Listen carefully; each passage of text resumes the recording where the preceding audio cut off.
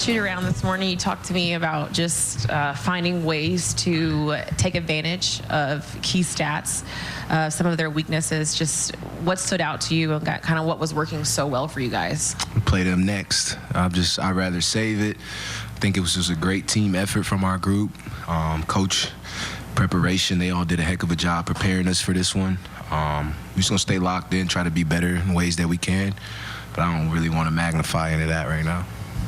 In what ways in tonight's game, though, were you guys able to kind of match that physicality and that intensity and continue to find just answers and respond? I think we tried to hit first. Any chance we get, any chance we knew they were going to try to hit first. And I think it was contagious from the first group to the second group, and it just trickled all the way down to the full game. When I was talking to Ziaire, you kind of screamed Z's name. Just what type of impact did he make on both ends of the floor? Oh, he's so fun to play with. I mean, there's so many things that he does that you might not see on the stat sheet, but he plays big, he makes big shots, he competes big. I think everything about his approach is, where his success is coming in, man. He's a pro's pro.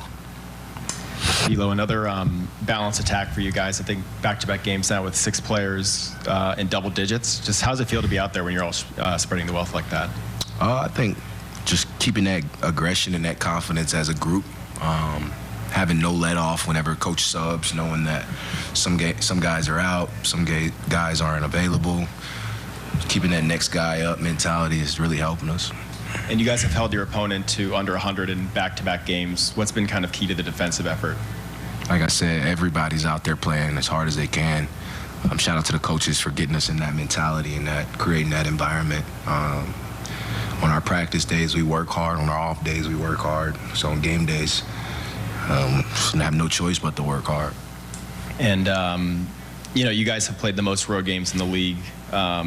How's it going to feel just to be back in Brooklyn for an extended period of time now? I think we're going to be home for about 3 weeks. I'm sure those guys appreciate it more than me, but obviously the league's all about traveling and adjusting and changing scenery.